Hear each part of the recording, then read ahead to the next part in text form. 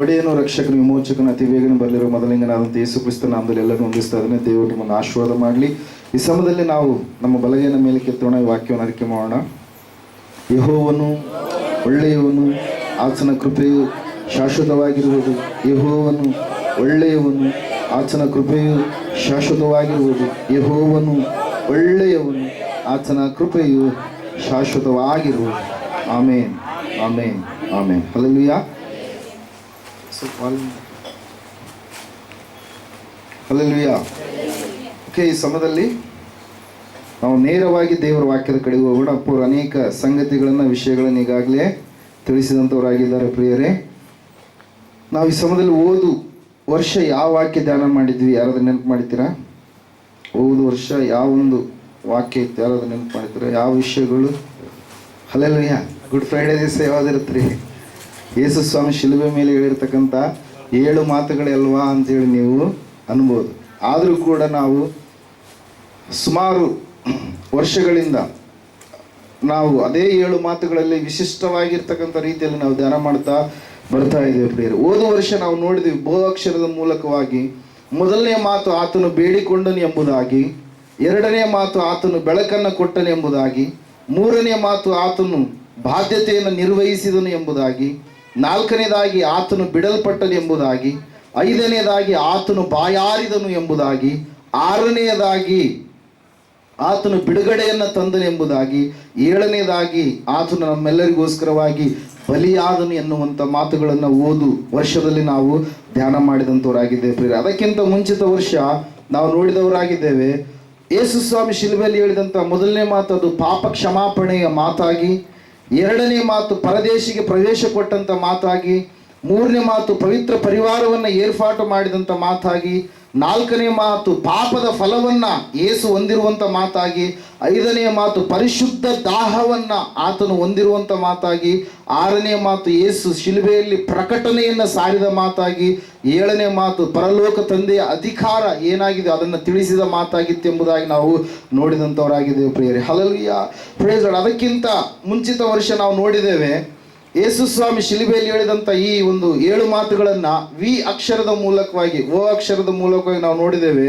ಮೊದಲನೇ ಮಾತು ಅದು ವಿಜ್ಞಾಪನೆಯನ್ನು ಯೇಸು ಮಾಡಿದನೆಂಬುದಾಗಿ, 2ನೇದಾಗಿ ಯೇಸು ಸ್ವಾಮಿ ವಿಮೋಚನೆಯನ್ನ ಕೊಟ್ಟಂತ ಮಾತೆಂಬುದಾಗಿ, 3ನೇದಾಗಿ ಆತನು ವಿಧೇಯತೆಯನ್ನ ತೋರಿಸಿದಂಥ ಮಾತಾಗಿ ಇತ್ತು ಎಂಬುದಾಗಿ, 4ನೇ ಮಾತು ಅದು ವಿಯೋಗದ ಮಾತಾಗಿತ್ತು ಎಂಬುದಾಗಿ, 5ನೇ ಮಾತು ವಿಪತ್ತನ್ನು ತಂದಂಥ ಮಾತಾಗಿತ್ತು ಎಂಬುದಾಗಿ, 6ನೇ ಮಾತು ಅದು ವಿಜಯದ ಮಾತಾಗಿತ್ತು ಎಂಬುದಾಗಿ, ಕೊನೆಯದಾಗಿ 7ನೇ ಮಾತು ಅದು ವಿಶ್ರಾಂತಿಯ ಮಾತಾಗಿತ್ತು ಎಂಬುದಾಗಿ ನಾವು ನೋಡ್ತಾ ಬಂದಿದ್ದೇವೆ. ಪ್ರಿಯರೇ, ಹಲ್ಲೆಲೂಯಾ. ಯಾಕೆ ಈ ಸಂಗತಿಗಳನ್ನು ತಿಳಿಸ್ತಾ ಇದ್ದೇನೆ ಅಂತಂದರೆ, ನಾವು ಹಿಂದೆ ಈ ಎಲ್ಲ ವಿಷಯಗಳನ್ನು ಧ್ಯಾನ ಮಾಡ್ತಾ ವಿವಿಧ ರೀತಿಯಲ್ಲಿ ನಾವೇನು ಮಾಡಿದ್ದೇವೆ, ಅನೇಕ ಆತ್ಮಿಕ ಪಾಠಗಳನ್ನು ನಾವು ಕಲಿತುಕೊಂಡಂಥವರಾಗಿದ್ದೇವೆ. ಪ್ರಿಯರೇ, ಈ ವರ್ಷ ಅಕ್ಷರದ ಮೂಲಕವಾಗಿ ಇದೇ 7 ಮಾತುಗಳನ್ನು ನಾವು ಧ್ಯಾನ ಮಾಡಲಿಕ್ಕೆ ಹೋಗ್ತಾ ಇದ್ದೇವೆ. ಪ್ರಿಯರೇ, ಮೊಟ್ಟ ಮೊದಲನೇದಾಗಿ ಯೇಸು ಸ್ವಾಮಿ ಶಿಲುಬೆಯ ಮೇಲೆ ಹೇಳಿರ್ತಕ್ಕಂಥ ಮಾತು, ತಂದೆಯೇ ಇವರನ್ನ ಕ್ಷಮಿಸು, ಇವರು ಏನು ಮಾಡುತ್ತಿದ್ದಾರೋ ಇವರಿಗೆ ಗೊತ್ತಿಲ್ಲ ಎಂಬುದಾಗಿ. ಹಲ್ಲೆಲೂಯಾ. ಅಪ್ಪ ಎಂಬುದಾಗಿ ಕೂಗಿದಂತ ಮಾತು. ಪ್ರಿಯರೇ, ಮೊದಲನೇ ಮಾತು ಏನು ಮಾತ್ರಿ? ಅಪ್ಪ ಎಂಬುದಾಗಿ ಕೂಗಿದ ಮಾತು. 2ನೇ ಮಾತು ಬಲಗಡೆಯಲ್ಲಿರ್ತಕ್ಕಂಥ ಕಳ್ಳ ಸ್ವಾಮಿಯನ್ನ ಪ್ರಾರ್ಥಿಸಿದಾಗ ಆ ಕಳ್ಳನನ್ನ ಅಸಡ್ಡೆ ಮಾಡದೆ, ಅಲಕ್ಷ್ಯ ಮಾಡದೆ ಇರ್ತಕ್ಕಂಥ ಒಂದು ಮಾತು. 2ನೇ ಮಾತು ಅಲಕ್ಷ್ಯ ಮಾಡದ ಮಾತು. 3ನೇ ಮಾತು ಎಂತಹ ಮಾತು ಅಂದ್ರೆ, ಇಗೋ ನಿನ್ನ ಮಗನು, ಇಗೋ ನಿನ್ನ ತಾಯಿ ಎಂಬುದಾಗಿ ಹೊಸದಾದಂಥ ಸಂಬಂಧವನ್ನ, ಅಕ್ಕರೆಯನ್ನ ತೋರಿಸಿದಂತ ಮಾತು. ಪ್ರಿಯರೇ, 3ನೇ ಮಾತು ಅಕ್ಕರೆಯ ಮಾತು. 4ನೇ ಮಾತು ಆತನ ಒಳಗಡೆ ಇರ್ತಕ್ಕಂಥ ವೇದನೆ, ಆ ವೇದನೆಯನ್ನ ಹೊರ ಹಾಕಿದಂತ ಮಾತು. ಪ್ರಿಯರೇ, 4ನೇ ಮಾತು ಏಲಿ ಏಲಿ ಲಾಮ ಸಬಕ್ತಾನಿ, ನನ್ನ ದೇವರೇ ಯಾಕೆ ನೀನು ನನ್ನನ್ನು ಕೈ ಬಿಟ್ಟಿದ್ದಿ ಎಂಬುದಾಗಿ ಒಳಗಡೆ ಇರುವ ಆ ವೇದನೆಯನ್ನ ಹೊರಗಡೆ ಹಾಕಿದಂತ ಮಾತು. ಪ್ರಿಯರೇ, 4ನೇ ಮಾತು. 5ನೇ ಮಾತು ಆತ್ಮದಾಹದ ಮಾತು. ಆತನ ಆತ್ಮದಲ್ಲಿರ್ತಕ್ಕಂಥ ದಾಹದ ಕುರಿತಾಗಿ ತಿಳಿಸುವಂತ ಮಾತು. ಪ್ರಿಯರೇ, 6ನೇ ಮಾತನ್ನು ನಾವು ನೋಡ್ತಾ ಇದ್ದೇವೆ. ಆತನು ಹೇಳಿದ ತೀರಿತು ಎಂಬುದಾಗಿ, ಅಂದ್ರೆ ಅಂತ್ಯ ಮಾಡಿದ ಮಾತು. ಅಂತ್ಯ, ಎಲ್ಲ ವಿಷಯಗಳಿಗೆ ಆತನು ಅಂತ್ಯವನ್ನ, ಫುಲ್ ಸ್ಟಾಪ್ ಅನ್ನು ಆತನು ಏನ್ ಮಾಡಿದ, ಇಟ್ಟ. ಪ್ರಿಯರೇ, 7ನೇ ಮಾತು ಆತನು ಹೇಳ್ತಾ ಇದ್ದಾನೆ, ತಂದೆಯೇ ನಿನ್ನ ಕೈಗೆ ನನ್ನ ಆತ್ಮವನ್ನ ಒಪ್ಪಿಸಿಕೊಡ್ತಾ ಇದ್ದಾನೆ. ಅಂದರೆ ಆತ್ಮವನ್ನ ಅರ್ಪಿಸಿದಂಥ ಮಾತು, ಆತ್ಮಾರ್ಪಣೆಯ ಮಾತು ಎಂಬುದಾಗಿ. ಹಲ್ಲೆಲೂಯಾ. ಈ ಸಮಯದಲ್ಲಿ ನಾವು ಹೋಗೋಣ ದೇವರ ಒಂದು ಸಂದೇಶದ ಕಡೆಗೆ. ನೇರವಾಗಿ ಅಕ್ಷರದ ಮೂಲಕವಾಗಿ ಇವತ್ತಿನ ದಿವಸದ ಸಂದೇಶವನ್ನು ನಾವು ಕೇಳಲಿಕ್ಕೆ ಹೋಗ್ತಾ ಇದ್ದೇವೆ ಪ್ರಿಯರೇ. ನಾವು ಶಿಲುಬೆಗೆ ಯೇಸು ಸ್ವಾಮಿ ಹಾಕಲ್ಪಡುವುದಕ್ಕಿಂತ ಮುಂಚಿತವಾಗಿ ನಾವು ನೋಡುವಾಗ ಆತನು ಈಗ ನಾವು 5 ದಿವಸಗಳ ಹಿಂದೆ, ಹೆಚ್ಚು ಕಡಿಮೆ 4-5 ದಿವಸಗಳ ಹಿಂದೆ ನಾವು ಧ್ಯಾನ ಮಾಡಿದಂಥವರಾಗಿದ್ದೇವೆ. ಭಾನುವಾರ ದಿವಸ ಬಂದಂಥವ್ರಿಗೆ ಗೊತ್ತಿರುತ್ತೆ. ಆತನು ಏನ್ ಮಾಡಿದನರಿ, ಬೆಥಾನ್ಯದಿಂದ ಯೆರೂಸಲೇಮಿನ ಕಡೆಗೆ ಆತನು ಏನ್ ಮಾಡಿದಂತೆ, ಆತನು ಹೊರಟು ಬಂದ. ಅದನ್ನ ವಿಶಿಷ್ಟವಾಗಿ ಪರಿಶುದ್ಧ ವಾರ ಎಂಬುದಾಗಿ ಏನ್ ಮಾಡಲಾಗುತ್ತೆ, ಕರೆಯಲಾಗುತ್ತೆ ಪ್ರಿಯರೇ. ಹಲ್ಲೆಲೂಯಾ. ಅಲ್ಲಿ ನಾವು ನೋಡ್ತಾ ಇದ್ದೇವೆ, ಒಬ್ಬ ಅಲೆಕ್ಸಾಂಡ್ರಿಯಾ ಸಭೆಯ ಬಿಷಪ್ ಅವರಾಗಿರ್ತಕ್ಕಂಥ ಅಥನೇಶಿಯಸ್ ಎನ್ನುವಂತ ಒಬ್ಬ ವ್ಯಕ್ತಿ, ಆತನು ಈ ವಾರವನ್ನ ಪರಿಶುದ್ಧ ವಾರ ಎಂಬುದಾಗಿ, ಯೇಸು ಕ್ರಿಸ್ತನು ಶಾರೀರಿಕವಾಗಿ ಆತನು ಕಳೆದಿರ್ತಕ್ಕಂಥ ಕೊನೆಯ ದಿವಸಗಳನ್ನ ಪರಿಶುದ್ಧ ವಾರ ಎಂಬುದಾಗಿ, ಭಾನುವಾರ ದಿವಸ ಮೊದಲನೇ ದಿವಸ ಆತನು ಅರಸನಾಗಿ ಯೆರೂಸಲೇಮಿನ ಒಳಗಡೆ ಆತನು ಏನ್ ಮಾಡಿದ, ಪ್ರವೇಶವನ್ನ ಪಡೆದ. ಹಲ್ಲೆಲೂಯಾ.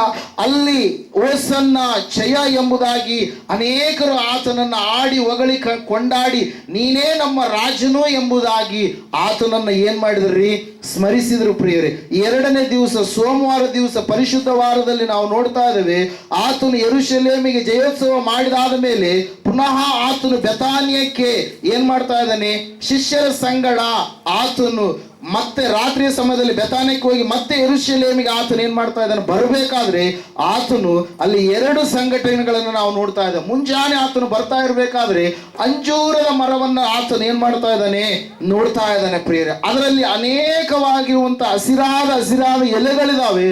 ಆದರೆ ಆ ಎಲೆಗಳಲ್ಲಿ, ಆ ಒಂದು ಅಂಜೂರದ ಮರದಲ್ಲಿ ಒಂದು ಹಣ್ಣು ಕೂಡ ಏನಾಗ್ತಾ ಇಲ್ಲ, ಕಾಣಿಸ್ತಾ ಇಲ್ಲ ಪ್ರಿಯರೇ. ಆ ಹಸಿವುಗೊಂಡಿರ್ತಕ್ಕಂಥ ಸ್ವಾಮಿ ಅದರಲ್ಲಿ ಹಣ್ಣನ್ನು ನೋಡಿದಾಗ, ಹಣ್ಣು ಇರ್ಲಾರ್ದಂತ ಸಮಯದಲ್ಲಿ ಆತನು ಅದನ್ನು ಏನ್ ಮಾಡ್ತಾ ಇದ್ದಾನೆ, ಶಪಿಸ್ತಾ ಇದ್ದಾನೆ ಪ್ರಿಯರೇ. ಆ ಅಂಜೂರದ ಮರ ಎನ್ನುವಂಥದ್ದು ಇಸ್ರಾಯೇಲ್ಯರ ಸಾಮಾಜಿಕ ಜೀವಿತಕ್ಕೆ ಗುರುತಾಗಿ ನಮಗೆ ಏನ್ ಮಾಡ್ತಾ ಇದೆ, ಇಲ್ಲಿ ಕಾಣಿಸ್ತಾ ಇದೆ. ಅವರು ಫಲ ಕೊಡುವ ರೀತಿಯಲ್ಲಿ ಕಾಣಿಸ್ತಾ ಇದ್ದಾಗಲೂ ಕೂಡ ಅವರಲ್ಲಿ ಎಷ್ಟು ಹುಡುಕಿದ್ರು ಕೂಡ ಫಲ ಎನ್ನುವಂಥದ್ದು ಕಾಣಿಸ್ತಾ ಇಲ್ಲ ಪ್ರಿಯರೇ. ಅದೇ ರೀತಿಯಾಗಿ ದ್ರಾಕ್ಷೆ ಬಳ್ಳಿ ಎನ್ನುವಂಥದ್ದು ಇಸ್ರಾಯೇಲ್ಯರಿಗೆ ಆತ್ಮೀಯ ಗುರುತಾಗಿ ಇಲ್ಲಿ ಕಾಣಿಸುವಂಥದ್ದನ್ನು ನಾವು ನೋಡ್ತಾ ಇದ್ದೇವೆ ಪ್ರಿಯರೇ. ದೇವರ ವಾಕ್ಯದಲ್ಲಿ ನಾವು ನೋಡುವಾಗ ಸತ್ಯವೇದ ಹೇಳ್ತಾ ಇದೆ, ಯೇಸು ಸ್ವಾಮಿ 2ನೇ ದಿವಸದಲ್ಲಿ ಆತನು ಅಂಜೂರದ ಮರವನ್ನ ಶಪಿಸಿದ, ಮತ್ತೆ ದೇವಾಲಯಕ್ಕೆ ಹೊರಟು ಬಂದು ದೇವಾಲಯವನ್ನ ಶುದ್ಧಿ ಮಾಡಿ ಆತನು ಏನ್ ಮಾಡ್ತಾ ಇದ್ದಾನೆ, ಹೊರಡ್ತಾ ಇದ್ದಾನೆ ಪ್ರಿಯರ. 3ನೇ ದಿವಸ ಮತ್ತೆ ಆತನು 3ನೇ ದಿವಸ ಅಂದ್ರೆ ಮಂಗಳವಾರ ದಿವಸ ಆತನು ಬೆಥಾನ್ಯದಿಂದ ದೇವಾಲಯಕ್ಕೆ ಬಂದು ಬರ್ತಾ ಇರ್ಬೇಕಾದ್ರೆ ಶಿಷ್ಯರು ನೋಡ್ತಾ ಇದ್ದಾರೆ, ಅಯ್ಯೋ ಈ ಅಂಜೂರದ ಮರ ಚೆನ್ನಾಗಿತ್ತಲ್ವಾ, ಆದ್ರೆ ಈಗ ಈ ಅಂಜೂರದ ಮರ ಏನಾಗ್ಬಿಟ್ಟಿದೆ, ಗಿಡ ಬುಡ ಮೊದಲುಗೊಂಡು ಕೊನೆಯ ಕೊಲ್ಲಿಯವರೆಗೆ ಅದೇನಾಗಿದೆ, ಒಣಗಿ ಹೋಗಿದೆಯಲ್ಲ ಎಂಬುದಾಗಿ ಯೇಸು ಹೇಳಿದಂತ ಮಾತನ್ನ ಅವರು ನೆನಪು ಮಾಡಿಕೊಂಡು ಇರುವಂತ ಸಮಯದಲ್ಲಿ ಆತನು ಏನ್ ಮಾಡಿದ, ನೀವು ನಂಬಿದರೆ ನಿಮ್ಮಿಂದಲೂ ಕೂಡ ಈ ಕಾರ್ಯವನ್ನು ಜರುಗಿಸುವುದಕ್ಕೆ ಸಾಧ್ಯ ಎಂಬುದಾಗಿ ಆತನು ತಿಳಿಸಿರುವಂತದನ್ನು ನಾವು ನೋಡ್ತಾ ಇದ್ದೇವೆ ಪ್ರಿಯರೇ. ಆ ಸಮಯದಲ್ಲಿ ಅನೇಕ ಶಾಸ್ತ್ರಿಗಳಿಗೆ, ಸದ್ದುಕಾಯರಿಗೆ, ಫರಿಸಾಯರಿಗೆ ಆತನು ಅನೇಕ ಸಂಗತಿಗಳ ವಿಷಯದಲ್ಲಿ ಪ್ರಶ್ನೆ ಮತ್ತು ಉತ್ತರಗಳನ್ನ ಸಂಧಿಸಿರುವಂತದನ್ನು ಕೂಡ ಮಂಗಳವಾರ ದಿವಸದಂದು ನಾವು ನೋಡ್ತಾ ಇದ್ದೇವೆ ಪ್ರಿಯರೇ. ಬುಧವಾರ ದಿವಸದಲ್ಲಿ ನಾವು ನೋಡುವಾಗ ಸತ್ಯವೇದ ಪಂಡಿತರು ಈ ರೀತಿಯಾಗಿ ಅಭಿಪ್ರಾಯ ಪಡ್ತಾರೆ, ಸೀಮೋನನು, ಬೆಥಾನ್ಯದ ಸೀಮೋನನ ಮನೆಯಲ್ಲಿ, ಕುಷ್ಠರೋಗಿಯಾಗಿರ್ತಕ್ಕಂಥ ಸೀಮೋನನ ಮನೆಯಲ್ಲಿ ಆತನಿರುವಾಗ ಒಬ್ಬ ತಾಯಿ ಬಂದು ಆಕೆ ಏನಂತೇಳಿ ಜಟಮಾಂಸಿ ಅತ್ತರು ತೈಲನ್ನ ತೆಗೆದುಕೊಂಡು ಬಂದು ಯೇಸು ಸ್ವಾಮಿಯ ತಲೆಯ ಮೇಲೆ ಪಾದಗಳ ಬಳಿಯಲ್ಲಿ ಆಕೆ ಹಾಕಿರುವಂಥದ್ದನ್ನ, ಆ ಒಂದು ಘಟನೆ ಎನ್ನುವಂಥದ್ದು ಬುಧವಾರ ದಿವಸ ಏನಾಯ್ತ್ರಿ, ಜರುಗಿಸಲ್ಪಡ್ತು ಪ್ರಿಯರೇ. ಆವತ್ತಿನ ದಿವಸವೇ ಇಸ್ಕಾರಿಯೋತ ಯೂದನೆನ್ನುವಂಥ ವ್ಯಕ್ತಿ ಅಲ್ಲಿರ್ತಕ್ಕಂಥ ಪ್ರಧಾನ ಯಾಜಕರ ಬಳಿಗೆ ಹೋಗಿ, ನಾನು ಯೇಸುವನ್ನ ಹಿಡಿದು ಕೊಟ್ರೆ ನೀವು ನನಗೆ ಏನು ಕೊಡ್ತೀರಿ ಅಂತೇಳಿ ಯೇಸುವಿನ ವಿಷಯದಲ್ಲಿ ಆತನ ಒಂದು ವ್ಯಾಪಾರವನ್ನ ಮಾಡಿರ್ತಕ್ಕಂಥ ವಿಷಯವೂ ಕೂಡ ಬುಧವಾರ ದಿವಸ ನಡೆದಿರುವಂಥದ್ದು ಪ್ರಿಯರೇ. 5ನೇ ದಿವಸ ನಾವು ನೋಡ್ತಾ ಇದ್ದೇವೆ, ಆತನು ಆ ಒಂದು ಬುಧವಾರ ದಿವಸದಲ್ಲಿ ಆತನು 25ನೇ ಅಧ್ಯಾಯ ಮತ್ತಾಯನ ಬರೆದ ಸುವಾರ್ತೆಯಲ್ಲಿ ನಾವು ನೋಡುವಾಗ ಅನೇಕ ಉಪಮಾನಗಳನ್ನು ಆತನು ಹೇಳಿದ.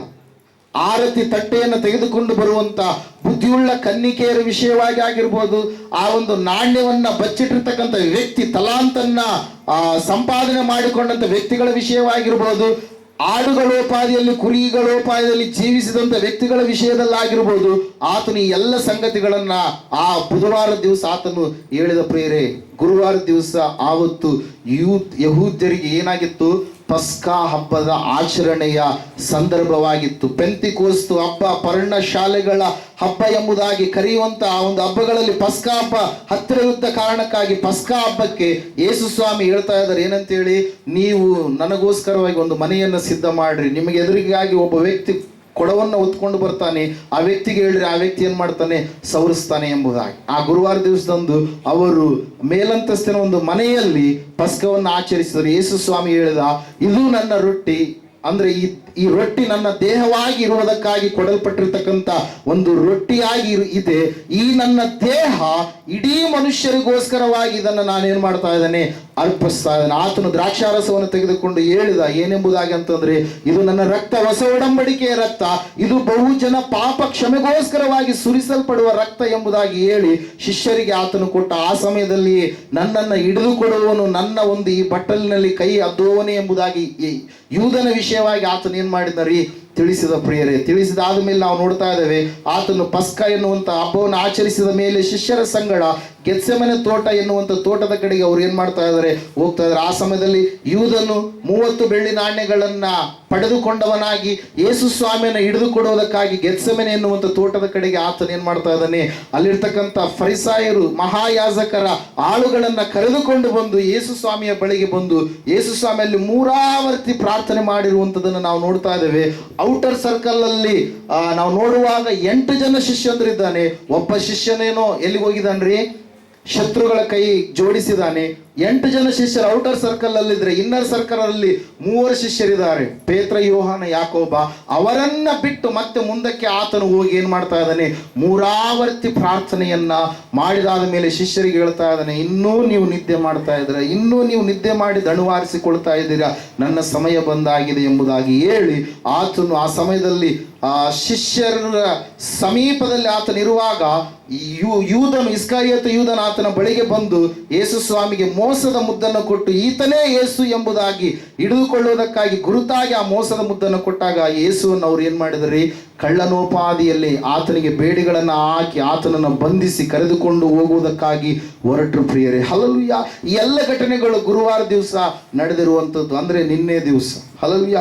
ಇವತ್ತು ಶುಕ್ರವಾರ, ಇವತ್ತಿನ ದಿವಸ ಆತನನ್ನ ಶಿಲುಬೆಗೆ ಹಾಕಿಸಲಾಯಿತು. ಕರೆಕ್ಟ್ 3 ಗಂಟೆ ಸುಮಾರಿಗೆ ಆತನು ಶಿಲುಬೆ ಮೇಲೆ 7 ಮಾತುಗಳನ್ನು ಹೇಳಿದಾದ ಮೇಲೆ 3 ಗಂಟೆಗಳ ಕಾಲ ಭಯಂಕರವಾದಂಥ ಕತ್ತಲೆ ಎನ್ನುವಂಥದ್ದು ಆ ದೇಶದಲ್ಲಿ ಕವಿದಾದ ಮೇಲೆ ಆತನು ಪ್ರಾಣವನ್ನ ಅರ್ಪಿಸಿದ ಎಲ್ಲ ಮನುಷ್ಯರಿಗೋಸ್ಕರವಾಗಿ. ಅದಾದ ಮೇಲೆ ಆತನನ್ನ ಒಂದು ತೋಟದಲ್ಲಿ ಏನ್ ಮಾಡ್ತಾರೆ? ಅರಿಮಥಾಯದ ಯೋಸೇಫನ್ ಎನ್ನುವಂತ ಧನಿಕನ ತೋಟದಲ್ಲಿ ಆತನ ಸಮಾಧಿಯನ್ನ ಮಾಡ್ತಾರೆ ಪ್ರಿಯರೇ. ಮಾಡಿದಾದ ಮೇಲೆ ಫರಿಸಾಯರು, ಸದ್ದುಕಾಯರು, ಆ ಮಹಾಯಾಜಕರು ಪಿಲಾತನ ಬಳಿಗೆ ಹೋಗಿ ಆತನು ಎದ್ದು ಬರ್ತೀನಿ ಎಂಬುದಾಗಿ ಹೇಳಿದಾನೆ ಅಂತ ಹೇಳಿ ಹೋಗಿ ಏನ್ ಮಾಡ್ತಾ ಇದ್ದಾರೆ?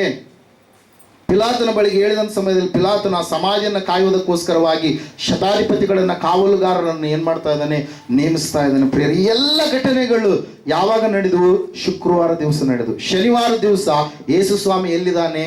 ಪಾತಾಳದಲ್ಲಿದ್ದಾನೆ. ಹಲ್ಲೆಲೂಯಾ. ಆತನಿಗೋಸ್ಕರವಾಗಿ ಎದುರು ನೋಡಿರ್ತಕ್ಕಂಥ ಎಲ್ಲ ಆತ್ಮಗಳಿಗೋಸ್ಕರವಾಗಿ ಆತನ ಏನ್ ಮಾಡಿದಾನ್ರಿ? ಪಾತಾಳಕ್ಕೆ ಹೊರಟಿದ್ದಾನೆ ಪ್ರಿಯರೇ. ಹಲ್ಲೆಲೂಯಾ. ಆಮೇಲೆ ಭಾನುವಾರ ದಿವಸ ಆತನು ಮರಣವನ್ನು ಮರಣಿಸಿ ಮೃತ್ಯುಂಜಯನಾಗಿ ಆತನು ಎದ್ದು ಬಂದಿರತಕ್ಕಂಥ ದಿವಸ. ಈ ದಿವಸಗಳೆಲ್ಲವನ್ನ ಏನಂತ ಕರೀತಾರೆ? ಪರಿಶುದ್ಧ ದಿವಸಗಳು ಎಂಬುದಾಗಿ. ಹಲ್ಲೆಲೂಯಾ.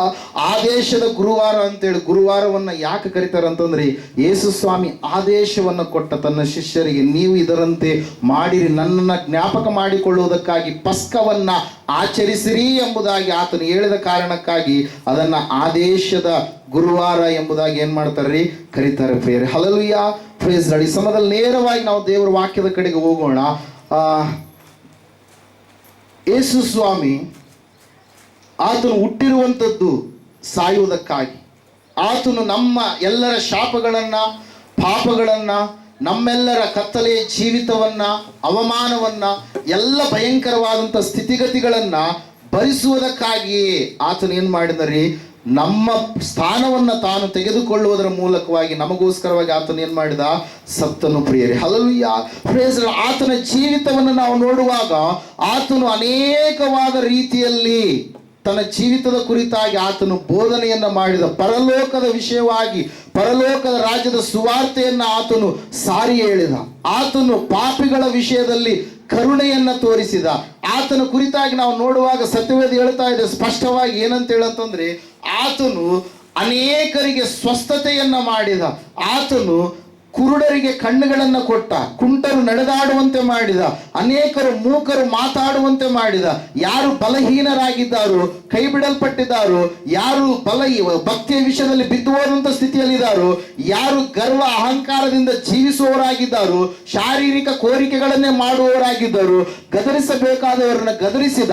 ಆತನು ಯಾರಿಗೆ ಸ್ವಸ್ಥ ಮಾಡಬೇಕಾಗಿತ್ತು ಅವರಿಗೆ ಸ್ವಸ್ಥತೆಯನ್ನ ಮಾಡಿದ. ಪ್ರಿಯರಿ, ಎಲ್ಲ ಕಾರ್ಯಗಳನ್ನ ಆತನು ತನ್ನ ಜೀವಿತದಲ್ಲಿ ಆತನು ಏನ್ ಮಾಡಿದರಿ, ಸಂಪೂರ್ಣವಾಗಿ ಮನುಷ್ಯನಾಗಿ ಸಂಪೂರ್ಣವಾಗಿ ದೇವರಾಗಿ ಎಲ್ಲ ಕಾರ್ಯಗಳನ್ನು ಆತನು ಜರುಗಿಸಿದ. ಪ್ರಿಯರೇ, ಆತನು 12 ಶಿಷ್ಯರನ್ನ ಏರ್ಪಾಟು ಮಾಡಿಕೊಂಡು ತಾನು ಹೋದ ಮೇಲೆ ಈ ಒಂದು ಕಾರ್ಯವನ್ನ ಶಿಷ್ಯರೇ ನೋಡಿಕೊಳ್ಳಬೇಕು ಎಂಬುದಾಗಿ ಆತನು ಏನ್ ಮಾಡಿದರಿ, ಶಿಷ್ಯರನ್ನ ಏರ್ಪಾಟು ಮಾಡಿದ. 12ರಿಂದ 70ರವರೆಗೆ ಸಂಖ್ಯೆ ಬೆಳೆಯಿತು. ಅದೇ ರೀತಿಯಾಗಿ ಆ ಸಂಖ್ಯೆ ಇನ್ನೂ ಹೆಚ್ಚು ಹೆಚ್ಚು ಆಗ್ತಾ ಹೋಯಿತು. ಆ ಸಂಖ್ಯೆಯಲ್ಲಿ ನಾವು ನೋಡ್ತಾ ಇದ್ದೇವೆ ಇವತ್ತಿನ ದಿವಸ ಆ ಸಂಖ್ಯೆ ಅಗಣಿತವಾಗಿ ಏನ್ ಕಾಣಿಸ್ತಾ ಇದ್ದಾರೆ, ಅಗಣಿತವಾಗಿ ಲೆಕ್ಕಕ್ಕೆ ಸಿಗಲಾರದಷ್ಟು ಶಿಷ್ಯರು ಏನಾಗ್ತಾ ಇದ್ದಾರೆ ಇವತ್ತಿನ ದಿವಸ ಬೆಳೀತಾ ಇದ್ದಾರೆ. ಯೇಸು ಸ್ವಾಮಿ ಮಕ್ಕಳಾಗಿ ಜೀವಿಸ್ತಾ ಇದ್ದಾರೆ. ಆತನು ಗೆತ್ಸೆಮನೆಯಲ್ಲಿ 3 ಸಾರಿ ಪ್ರಾರ್ಥನೆ ಮಾಡಿ 3 ಸಾರಿ ಕೂಡ ಎಚ್ಚರವಾಗಿದ್ದು ನೀವು ಪ್ರಾರ್ಥಿಸಿರಿ ಎಂಬುದಾಗಿ ಆತನು ಶಿಷ್ಯರಿಗೆ ಹೇಳಿದ. ಪ್ರಿಯರೇ, ಆ ಸಮಯದಲ್ಲಿ ಆ ಒಂದು ಗೆತ್ಸೆಮನೆ ಎನ್ನುವಂಥ ತೋಟದಿಂದ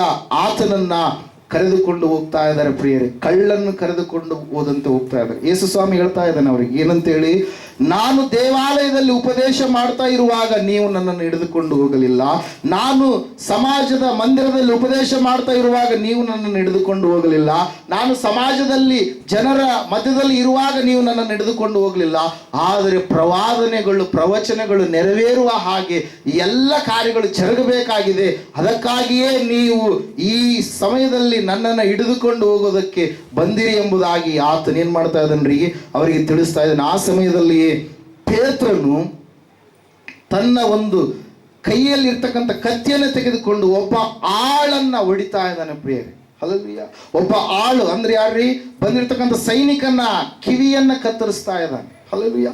ಕತ್ತರಿಸಿದಂಥ ಸಮಯದಲ್ಲಿ ಏಸಪ್ಪ ಹೇಳ್ತಾ ಇದ್ದಾರೆ ಏನಂತ ಹೇಳಿ, ಕತ್ತಿಯನ್ನ ನಿನ್ನ ಒಳಗೆ ಇಟ್ಟುಕೋ, ಕತ್ತಿ ಹಿಡಿದವನು ಕತ್ತಿಯಿಂದಲೇ ಏನಾಗ್ತಾನೆ, ಸಾಯ್ತಾನೆ ಎಂಬುದಾಗಿ. ಆ ಕಿವಿಯನ್ನ ಹಿಡಿದುಕೊಂಡು ಪುನಃ ಮಲ್ಕಾನನ್ ಎನ್ನುವಂಥ ವ್ಯಕ್ತಿಗೆ ಪುನಃ ಆ ಕಿವಿಯನ್ನು ಏನ್ ಮಾಡಿದಾತ, ಜೋಡಿಸಿದ. ಅಂತಹ ಸಮಯದಲ್ಲಿ ಕೂಡ ತನ್ನ ಪ್ರೀತಿಯನ್ನ, ತನ್ನ ಒಂದು ಅದ್ಭುತವಾದಂಥ ಕಾರ್ಯವನ್ನು ದೇವರು ಏನ್ ಮಾಡ್ತಾ ಇದ್ದಾನೆ, ಜರುಗಿಸ್ತಾ ಇದ್ದಾನೆ. ತನ್ನ ಮೇಲೆ ಬರುವಂತ ಶತ್ರುಗಳ ಮೇಲೆಯೂ ಕೂಡ ಆತನು ಕರುಣೆಯನ್ನ ತೋರಿಸುವಂತ ದೇವರಾಗಿದ್ದಾನೆ. ಪ್ರೇರ, ಆ ಸಮಯದಲ್ಲಿ ನಾವು ನೋಡ್ತಾ ಇದ್ದೇವೆ, ಜೀಸಸ್ ಇಸ್ ಅರೆಸ್ಟೆಡ್ ಎಟ್ ಗೆತ್ಸೆಮನೆ.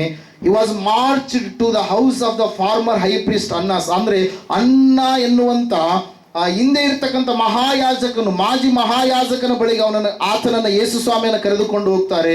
ಆಮೇಲೆ he has taken to high priest Caiaphas and the Sanhedrin. Hallelujah. ಆತನನ್ನ ಕಯಾಫನ್ ಎನ್ನುವಂತ ಮಹಾಯಾಜಕನ ಬಳಿಗೆ ಮಾತ್ರವಲ್ಲದೆ ಸನ್ಹೇದ್ರಿಯನ್ ಸಭೆಯ ಬಳಿಗೂ ಕೂಡ ಆತನನ್ನು ಏನ್ ಮಾಡ್ತಾ ಇದ್ದಾರೆ, ಕರೆದುಕೊಂಡು ಹೋಗ್ತಾ ಇದ್ದಾರೆ. ಪ್ರಿಯರೇ, ಆಮೇಲೆ ಆತನನ್ನ ಪೊಂತ್ಯ ಪಿಲಾತನ ಬಳಿಗೆ ಕಳಿಸ್ತಾ ಇದ್ದಾರೆ. ನಾವು ಮರಣದ ಅಧಿಕಾರ ನಮಗೆ ಇಲ್ಲ, ಈ ಸಮಯದಲ್ಲಿ ಹಬ್ಬ ನಮಗಿದೆ, ಈ ಪಸ್ಕ ಹಬ್ಬದಲ್ಲಿ ನಾವು ಈ ರೀತಿಯಾಗಿ ಮಾಡುವಂಥದ್ದು ಒಳ್ಳೆಯದಲ್ಲ ಎಂಬುದಾಗಿ ನೆನೆಸಿ ಆ ಸಮಯದಲ್ಲಿ ಪಿಲಾತನ ಬಳಿಗೆ ಈತನನ್ನು ನಾವು ಕರೆದುಕೊಂಡು ಹೋಗೋಣ. ರಾತ್ರಿಯಲ್ಲಿ ಎಲ್ಲ ಘಟನೆಗಳು ಏನಾಗ್ತಾ ಇದ್ದಾವೆ, ನಡೀತಾ ಇದ್ದಾವೆ. ಪ್ರಿಯರೇ, hallelujah. He was questioned by Pontius Pilate, interviewed by Herod Antipas, returned to Pilate. ಅಲ್ಲಿ ನಾವು ನೋಡ್ತಾ ಇದ್ದೇವೆ, ಆತನನ್ನ ಪಿಲಾತನು ಪ್ರಶ್ನೆ ಮಾಡ್ತಾ ಇದ್ದಾನೆ.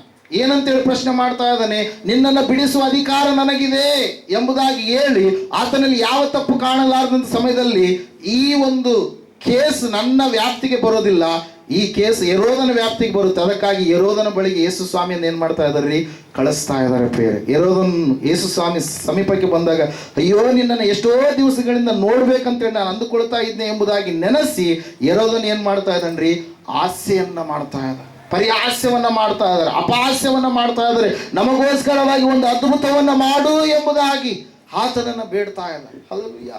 Price the Lord. ವಾಕ್ಯದಲ್ಲಿ ನಾವು ನೋಡ್ತಾ ಇದ್ದೇವೆ ಪ್ರಿಯರೇ, ಹೆರೋದನು ಪುನಃ ಆತನಿಗೆ ಒಳ್ಳೆ ರೀತಿಯಲ್ಲಿ ವಸ್ತ್ರವನ್ನು ಧರಿಸಿ ಏನ್ ಮಾಡ್ತಾ ಇದ್ದಾನ್ರಿ, ಪಿಲಾತನ ಬಳಿಗೆ ಕಳಿಸ್ತಾ ಇದ್ದಾನೆ. ಪಿಲಾತನ ಬಳಿಗೆ ಕಳುಹಿಸಿದಂಥ ಸಮಯದಲ್ಲಿ ಪಿಲಾತನ ಕೈಯಲ್ಲಿ ಅಧಿಕಾರ ಇದೆ. ಪಿಲಾತನು ಬಿಡಿಸುವುದಕ್ಕೂ ಅಧಿಕಾರ ಉಂಟು, ಕೊಲ್ಲುವುದಕ್ಕೂ ಕೂಡ ಆತನಿಗೆ ಅಧಿಕಾರ ಉಂಟು. ಆ ಸಮಯದಲ್ಲಿ ಪಿಲಾತನ ಏನ್ ಮಾಡ್ತಾ ಇದ್ದಾನಂತಂದ್ರೆ, ಯೇಸು ಸ್ವಾಮಿಯನ್ನು ವಿಚಾರ ಮಾಡಿದಾಗ ಆತನಿಗೆ ಗೊತ್ತಾಗುತ್ತೆ ಯೇಸು ನಿಜವಾಗಲೂ ರಾಜನಾಗಿದ್ದಾನೆ ಎಂಬುದಾಗಿ. ಆದರೆ ಆತನ ರಾಜ್ಯ ಇಹಲೋಕ ಸಂಬಂಧವಾದಂಥ ರಾಜ್ಯ ಅಲ್ಲ, ಆತನ ರಾಜ್ಯ ಆತ್ಮ ಸಂಬಂಧವಾದ ರಾಜ್ಯ, ಪರಲೋಕ ರಾಜ್ಯ ಎಂಬುದಾಗಿ ಆತನು ಗ್ರಹಿಸಿಕೊಂಡಂಥ ಸಮಯದಲ್ಲಿ ಆತನ ಹೆಂಡತಿ, ಅಂದ್ರೆ ಯಾರೀ ಪಿಲಾತನ ಹೆಂಡತಿಗೆ ಕನಸು ಬಿದ್ದಿರುತ್ತೆ. ಆ ನೀತಿವಂತನ ಗೊಡುವೆಗೆ ನೀನು ಹೋಗಬೇಡ ಎನ್ನುವಂತ ಕನಸು. ಆತನು ಒಳ್ಳೆಯ ಆತನು ನೀತಿವಂತನು, ಯಾವ ತಪ್ಪು ಮಾಡದಾತನೆಂಬುದಾಗಿ ಪಿಲಾತನು ಕೂಡ ಅದನ್ನ ಅರಿತುಕೊಂಡು ತಿಳಿದುಕೊಂಡು ಸಂಪೂರ್ಣವಾಗಿ ಏನ್ ಮಾಡ್ತಾನೆ, ಯೇಸು ಸ್ವಾಮಿಯನ್ನ ಬಿಡುಗಡೆ ಮಾಡ್ಬೇಕಂತೇಳಿ ಅನ್ಕೊಂಡಿರ್ತಕ್ಕಂಥ ಸಮಯದಲ್ಲಿ ನಾವು ನೋಡ್ತಾ ಇದ್ದೇವೆ ಪ್ರಿಯರೇ, ಸ್ಪಷ್ಟವಾಗಿ ಸತ್ಯವೇದ ಹೇಳ್ತಾ ಇದೆ. ಆದರೆ ನಾವು ನೋಡ್ತಾ ಇದ್ದೇವೆ ಅಲ್ಲಿರ್ತಕ್ಕಂಥ ಮಹಾಯಾಜಕರು, ಫರಿಸಾಯರು, ಸದ್ದುಕಾಯರು ಅವರೆಲ್ಲರೂ ಕೂಡ ಒಂದೇ ಮಾತನ್ನು ಹೇಳ್ತಾ ಇದ್ದಾರೆ, ಯೇಸುವನ್ನ ಶಿಲುಬೆಗೆ ಹಾಕಿರಿ, ಯೇಸುವನ್ನು ಶಿಲುಬೆಗೆ ಹಾಕಿರಿ. ಯೇಸು ಸ್ವಾಮಿ ಆತನು ದೇವಾಲಯವನ್ನು ಕೆಡವಿ 3ನೇ ದಿವಸದಲ್ಲಿ ಕಟ್ತೀನಿ ಎಂಬುದಾಗಿ ಹೇಳಿದಾನೆ. ಯೇಸು ಸ್ವಾಮಿ ಆತನು ಪಾಪಗಳನ್ನು ಕ್ಷಮಿಸುವ ಅಧಿಕಾರ ದೇವರಿಗಿದೆ, ನಾನೇ ದೇವರು ಎಂಬುದಾಗಿ ಆತನು ಹೇಳಿದಾನೆ. ಯೇಸು ಸ್ವಾಮಿ ಆತನು ಅನೇಕವಾದಂತ ಕಾನೂನುಗಳನ್ನ, ಧರ್ಮಶಾಸ್ತ್ರವನ್ನ ಮೀರಿ ನಡೆದಿದ್ದಾನೆ. Hallelujah, praise lord. ದೇವರ ವಾಕ್ಯದಲ್ಲಿ ನಾವು ನೋಡ್ತಾ ಇದ್ದೇವೆ ಪ್ರಿಯರೇ, ಈ ಎಲ್ಲ ಸಂಗತಿಗಳು ಏನ್ ಮಾಡ್ತಾ ಇದಾವ್ರಿ, ಇಲ್ಲ ನಾವು ನೋಡ್ತಾ ಇದ್ದೇವೆ ಪ್ರಿಯರೇ. ಹಲ್ಲೆಲೂಯಾ, ಈ ಎಲ್ಲ ಸಂಗತಿಗಳನ್ನ ಯಾರು ಮಾಡ್ತಾ ಇದ್ದಾರೆ, ಪಿಲಾತನು ನೋಡ್ತಾ ಇದ್ದಾನೆ. ಹಲ್ಲೆಲೂಯಾ, ಅಲ್ಲಿರ್ತಕ್ಕಂಥ ಜನರು ಅವ್ರು ಏನ್ ಮಾಡ್ತಾ ಇದ್ದಾರ್ರಿ, ಈ ಎಲ್ಲ ಸಂಗತಿಗಳ ವಿಷಯವಾಗಿ ಅವರು ಈತನು ಕಾನೂನನ್ನ ಮುರಿದಿದ್ದಾನೆ, ಈತನು ತಾನೇ ರಾಜನೆಂಬುದಾಗಿ ಹೇಳ್ತಾ ಇದ್ದಾನೆ. ನಮಗೆ ಅರಸನು ಯಾರಾಗಿದ್ದಾರೆ, ನಮಗೆ ಕೈಸರ್ಯದಲ್ಲಿರ್ತಕ್ಕಂಥ ನಾವು ನೋಡ್ತಾ ಇದ್ದೇವೆ, ಅಲ್ಲಿ ನಮಗೆ ಅರಸನ ಉಪಾಸನೆ, ರೋಮನ್ ಚಕ್ರವರ್ತಿಯೇ ನಮ್ಮ ಅರಸನು ಎಂಬುದಾಗಿ ಏನ್ ಮಾಡ್ತಾ ಇದ್ದಾರೆ, ಅಗಸ್ಟ್ ಸೀಸರೇ ನಮ್ಮ ಅರಸನ್ ಎಂಬುದಾಗಿ ಇವ್ರು ಏನ್ ಮಾಡ್ತಾ ಇದ್ದಾರೆ, ಹೇಳ್ತಾ ಇದ್ದಾರೆ ಪ್ರಿಯರೇ. ದೇವ್ರ ವಾಕ್ಯದಲ್ಲಿ ನಾವು ನೋಡ್ತಾ ಇದ್ದೇವೆ, ಸತ್ಯವೇದ ಹೇಳ್ತಾ ಇದೆ ಪ್ರಿಯರೇ ಸ್ಪಷ್ಟವಾಗಿ. ಆ ಸಮಯದಲ್ಲಿ ರೋಮನ್ನರ ಸರ್ಕಾರವನ್ನು ಕೂಡ ಈತನು ಈನೈಸಿದ್ದಾನೆ, ನಮ್ಮ ಧರ್ಮಶಾಸ್ತ್ರವನ್ನು ಕೂಡ ಈತನು ಕಡೆಗಣಿಸಿದ್ದಾನೆ. ಆದ ಕಾರಣಕ್ಕಾಗಿ ಈತನನ್ನ ಏನ್ ಮಾಡ್ರಿ, ಶಿಲುಬೆಗೆ ಹಾಕ್ರಿ ಎಂಬುದಾಗಿ. ಹಲ್ಲೆಲೂಯಾ, ಆ ಜನರ ಆಕ್ರಂದನೆ ಯಾವ ರೀತಿ ಆಗಿದೆ ಅಂತಂದ್ರೆ, ಇದೇ ಜನರು 5 ದಿವಸಗಳಿಗಿಂತ ಮುಂಚೆ ಅರಸನೇ ನೀನೇ ನಮ್ಮ ಅರಸ, ನೀನೇ ನಮಗೆ ಬಿಡುಗಡೆ ಕೊಡುವಾತ, ನೀನೇ ನಮ್ಮ ಅರಸನು ಎಂಬುದಾಗಿ ಕೂಗಿರ್ತಕ್ಕಂಥ ಇದೇ ಜನರು ಈ ಸಮಯದಲ್ಲಿ ಆತನನ್ನ ಶಿಲುಬೆಗೆ ಹಾಕ್ರಿ ಎಂಬುದಾಗಿ ಹೇಳ್ತಾ ಇದ್ದಾರೆ. ಹಲ್ಲೆಲೂಯಾ, ನಾವು ನೋಡ್ತಾ ಇದ್ದೇವೆ, ದೇವ್ರ ವಾಕ್ಯ ಹೇಳ್ತಾ, ಸತ್ಯವೇದ ಹೇಳ್ತಾ ಇದೆ ಪ್ರಿಯರೇ ಸ್ಪಷ್ಟವಾಗಿ. ಏನಂತ ಹೇಳಂತಂದ್ರೆ, ಅಲ್ಲಿರ್ತಕ್ಕಂಥ ಪಿಲಾತನಿಗೆ ಒಂದು ಒಳ್ಳೆಯ ಆಲೋಚನೆ ಬಂತು, ಈತನನ್ನ ಸಾಯಗೊಳಿಸೋದು ಬೇಡ, ಈತನನ್ನ ಸಂಪೂರ್ಣವಾಗಿ ನಾವು ಬಿಡುಗಡೆ ಮಾಡೋಣ ಎಂಬುದಾಗಿ ತಿಳಿದು ಬರಬ್ಬ ಎನ್ನುವಂತ ದೊಡ್ಡದಾಗಿರ್ತಕ್ಕಂಥ ದರೋಡೆಕೋರ ಇರ್ತಾನೆ, ಕಳ್ಳನಿರ್ತಾನೆ. ಆ ಒಂದು ಸಮಯದಲ್ಲಿ ಪಸ್ಕ ಹಬ್ಬ ಇತ್ತಲ್ವಾ, ಪಸ್ಕ ಹಬ್ಬದಲ್ಲಿ ಒಬ್ಬರನ್ನ ಬಿಟ್ಟು ಕೊಡುವುದು ಅವರ ಪದ್ಧತಿಯಾಗಿತ್ತು. Hallelujah, praise lord. ಅದೇ ಒಂದು ಪದ್ಧತಿಯ ಮೇರೆಗೆ ನಾವು ನೋಡುವಾಗ ಇವತ್ತಿನ ದಿವಸ ನಮ್ಮ ಭಾರತ ದೇಶದಲ್ಲಿ ಕೂಡ ಕೆಲವರನ್ನ ಏನ್ ಮಾಡ್ತಾರ್ರಿ, ಶಿಕ್ಷೆಗೆ ಪಾತ್ರರಾದಂಥವ್ರನ್ನ ಕೆಲವೊಂದು ಸಂದರ್ಭಗಳಲ್ಲಿ ಏನ್ ಮಾಡ್ತಾರೆ, ಬಿಟ್ಟು ಬಿಡ್ತಾರೆ. ಒಂದು ವೇಳೆ ಜಡ್ಜ್ ಬರ್ತ್ಡೇ ಇರುವಂತ ಸಮಯ ಆಗಿರ್ಬೋದು, ಅಥವಾ ರಾಷ್ಟ್ರೀಯ ಕೆಲವೊಂದು ಹಬ್ಬಗಳು ಎಂಬುದಾಗಿ ಯಾವುದನ್ನ ಕರಿತೀವೋ ಆ ಹಬ್ಬಗಳಿರುವಂತ ಸಮಯದಲ್ಲಿ ಏನ್ ಮಾಡ್ತಾರೆ, ತಪ್ಪು ಮಾಡಿದವರಿಗೆ ಅವ್ರು ಏನ್ ಮಾಡ್ತಾರೆ, ಕ್ಷಮಾಪಣೆಯನ್ನ ಕೊಡ್ತಾರೆ ಪ್ರಿಯರೇ. ಹಲ್ಲೆಲೂಯಾ, ಇಲ್ಲ ನಾವು ನೋಡ್ತಾ ಇದ್ದೇವೆ, ಪಸ್ಕ ಹಬ್ಬದ ನಿಮಿತ್ತವಾಗಿ ನಾನು ಬರಬ್ಬನನ್ನ ಬಿಡೋದಿಲ್ಲ, ಬರಬ್ಬನನ್ನ ಇಟ್ಕೊಳ್ತೀನಿ, ಯೇಸುವನ್ನ ಬಿಡ್ತೀನಿ ಎಂಬುದಾಗಿ ಅಲ್ಲಿರ್ತಕ್ಕಂಥ ಪಿಲಾತನು ಹೇಳಿದಾಗ ಆ ಜನರೆಲ್ಲರೂ ಒಂದೇ ಮಾತನ್ನು ಹೇಳ್ತಾ ಇದ್ರು, ಏನಂತ ಹೇಳಿ, ನಮಗೆ ಬರಬ್ಬನು ಬೇಕು, ಯೇಸುವನ್ನ ಶಿಲುಬೆಗೆ ಹಾಕಿಸು ಎಂಬುದಾಗಿ. ಹಲ್ಲೆಲೂಯಾ, ಅದಕ್ಕಿಂತ ಮುಂಚಿತವಾಗಿ 39 ಚಡಿ ಏಟನ್ನ ಹೊಡಿಸ್ತಾರೆ.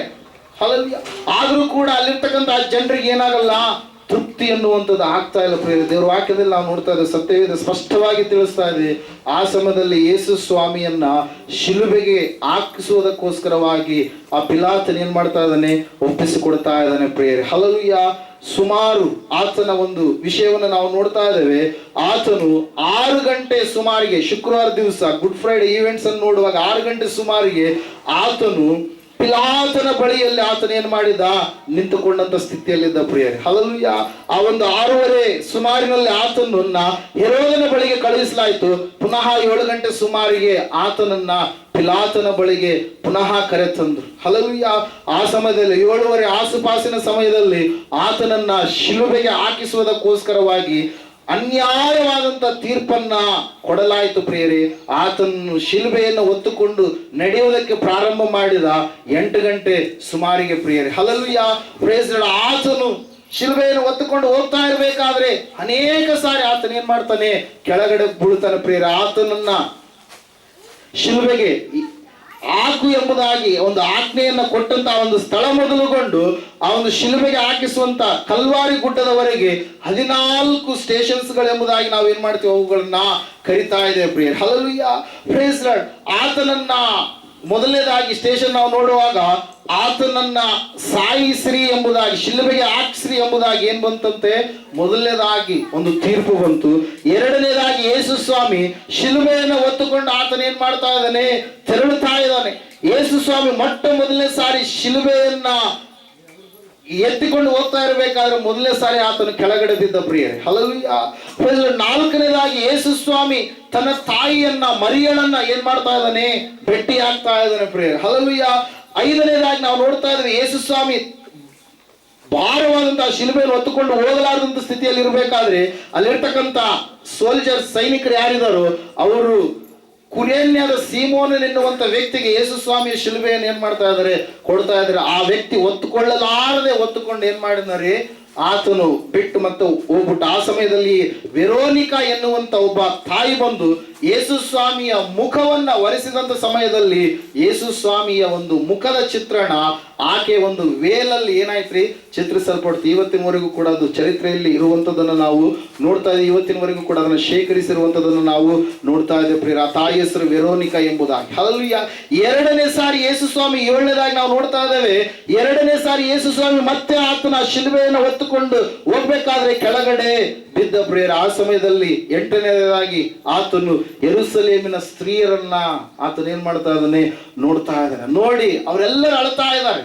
ಎಲ್ಲ ಗಂಡು ಮಕ್ಕಳೆಲ್ಲ ಅಪಹಾಸ ಪರಿಹಾಸ ಮಾಡ್ತಾ ಇದ್ದಾರೆ. ಯೇಸು ಸ್ವಾಮಿಯನ್ನ ಹಿಂಬಾಲಿಸಿರ್ತಕ್ಕಂಥ ಹೆಂಗಸರು, ಶಿಷ್ಯಂದರು ಅವ್ರು ಏನ್ ಮಾಡ್ತಾ ಇದಾರಂತೆ, ಅಳ್ತಾ ಇದ್ದಾರೆ ಪ್ರಿಯ. ಆ ಸಮಯದಲ್ಲಿ ಯೇಸು ಸ್ವಾಮಿ ಹೇಳ್ತಾನೆ, ನನಗೋಸ್ಕರವಾಗಿ ನೀವು ಅಳಬೇಡಿರಿ ಯೆರೂಸಲೇಮಿನ ಸ್ತ್ರೀಯರೇ, ನಿಮಗೋಸ್ಕರವಾಗಿ ನಿಮ್ಮ ಮಕ್ಕಳಿಗೋಸ್ಕರವಾಗಿ ನೀವು ಅಳಿರಿ ಎಂಬುದಾಗಿ. ಈ ಎಲ್ಲ ಸಂಗತಿಗಳು ನಾವು 14 ಸ್ಟೇಷನ್ ಎಂಬುದಾಗಿ ಯಾವುದನ್ನು ಕರಿತೀವೋ ಅದರಲ್ಲಿ 9ನೇದಾಗಿ ನಾವು ನೋಡ್ತಾ ಇದ್ದೇವೆ. ಆತನು 3ನೇ ಸಾರಿ ಮತ್ತೆ ಶಿಲುಬೆಯನ್ನ ಹೊತ್ತುಕೊಂಡು ಆತನಿಗೆ ಹೋಗ್ತಾ ಇರ್ಬೇಕಾದ್ರೆ 3ನೇ ಸಾರಿ ಆತನು ಕೆಳಗಡೆ ಬಿದ್ದ ಪ್ರಿಯರೇ. ಆ ಸಮಯದಲ್ಲಿ ಶಿಲುಬೆಗೆ ಹಾಕಲ್ಪಡುವಂತ ಸ್ಥಳ ಗೊಲ್ಗೊಥಾ ಗುಡ್ಡ ಎಂಬುದಾಗಿ ಯಾವುದನ್ನು ಕರೀತಾರೆ, ಆ ಸ್ಥಳಕ್ಕೆ ಬಂದ ಸಮಯದಲ್ಲಿ ಆತನ ಬಟ್ಟೆಗಳನ್ನು ಏನ್ ಮಾಡಿದ್ರು, ಅವರು ತೆಗೆದುಕೊಂಡು. Hallelujah, praise Lord. ಯೇಸು ಸ್ವಾಮಿಯನ್ನ ಆ ಒಂದು ಶಿಲುಬೆಯಲ್ಲಿ ಅಡ್ಡ ಕಂಬ ಮತ್ತು ಎತ್ತರ ಕಂಬ ಅವುಗಳನ್ನು ಜೋಡಿಸಿ ಆತನ ಕಾಲುಗಳಿಗೆ ಕೈಗಳಿಗೆ ಮೊಳೆಯನ್ನ ಬಡಿದರು ಪ್ರಿಯರೇ. ಆತನಿಗೆ ಅದಕ್ಕಿಂತ ಮುಂಚಿತವಾಗಿ ಆತನ ತಲೆಗೆ ಮುಳ್ಳಿನ ಕಿರೀಟವನ್ನ ಇಟ್ಟು ಯಹೂದ್ಯರ ಅರಸನೇ ಎಂಬುದಾಗಿ ಆತನ ಮೇಲೆ ಅಪಹಾಸ್ಯ ಪರಿಹಾಸ್ಯಗಳನ್ನು ಮಾಡಿದ್ರು. ಆತನ ಕೈಯಲ್ಲಿ ಕೋಲನ್ನು ಕೊಟ್ಟರು, ನಮಗೆ ಪ್ರವಾದನೆ ಹೇಳು ಎಂಬುದಾಗಿ ಅನೇಕವಾದಂಥ ಕುಚೋದ್ಯ ಮಾತುಗಳನ್ನ ಯೇಸು ಸ್ವಾಮಿಗೆ ಅಂದ್ರು ಪ್ರಿಯರೇ. ಆ ಸಮಯದಲ್ಲಿ ನಾವು ನೋಡ್ತಾ ಇದ್ದೇವೆ, ಆತನಿಗೆ ಮೊಳೆಗಳನ್ನು ಹೊಡೆದಾದ ಮೇಲೆ ಯೇಸು ಸ್ವಾಮಿ ಆತನು ಶಿಲುಬೆಯಲ್ಲಿ ತನ್ನ ಪ್ರಾಣವನ್ನ 12ನೇದಾಗಿ ನಾವು ನೋಡ್ತಾ ಇದ್ದೇವೆ, ಆತನು ಶಿಲುಬೆಯಲ್ಲಿ ತನ್ನ ಪ್ರಾಣವನ್ನ ಬಲಿದಾನವಾಗಿ ಅರ್ಪಣೆ ಮಾಡಿದ ಪ್ರಿಯರೇ. 13ನೇದಾಗಿ ಯೇಸು ಸ್ವಾಮಿಯನ್ನ ಆ ಒಂದು ಶಿಲುಬೆ ಮೇಲಿನಿಂದ ಅರಿಮತಾಯದ ಯೋಸೇಫ ಎನ್ನುವಂತ ವ್ಯಕ್ತಿ ಮತ್ತು ನಿಕೋದೇಮರು ಏನ್ ಮಾಡಿದ್ರಿ, ಆ ಒಂದು ಶವವನ್ನ ತೆಗೆದುಕೊಂಡು ಹೋಗಿ ಸಮಾಧಿ ಮಾಡುವುದಕ್ಕಾಗಿ ಅವರು ಹೊರಡ್ತಾ ಇದ್ದಾರೆ ಪ್ರಿಯರೇ. 14ನೇದಾಗಿ ಯೇಸು ಸ್ವಾಮಿಯನ್ನ ಆ ಒಂದು ಸಮಾಧಿಯ ತೋಟದಲ್ಲಿ ಆತನನ್ನ ಇಟ್ಟರು ಪ್ರಿಯರೇ. ಹಲ್ಲೆಲೂಯಾ. ನಾವು ನೋಡ್ತಾ ಇದ್ದೇವೆ, ಯೇಸು ಸ್ವಾಮಿ ಈ ಒಂದು 14 ಸ್ಟೇಷನ್ಸ್ ಅನ್ನು ನಾವು ಈ ಸಮಯದಲ್ಲಿ ನೋಡಿದಂತವರಾಗಿದ್ದೇವೆ. ಯೇಸು ಸ್ವಾಮಿಯನ್ನ ಶಿಲುಬೆಗೆ ಹಾಕುವುದಕ್ಕೋಸ್ಕರವಾಗಿ ತೆಗೆದುಕೊಂಡು ಹೋಗ್ತಾ ಇರಬೇಕಾದ್ರೆ ಆ 9 ಗಂಟೆ ಸುಮಾರಿಗೆ ಆತನನ್ನು ಏನ್ ಮಾಡ್ತಾ ಇದ್ದಾರೆ, ಶಿಲುಬೆಗೆ ಜಡಿದು ಆತನನ್ನ ಶಿಲುಬೆ ಕಂಬದ ಮೇಲೆ ನಿಲ್ಲಿಸಿದರು ಪ್ರಿಯರೇ. ಹಲ್ಲೆಲೂಯಾ. ಎಷ್ಟು ಗಂಟೆಗೆ?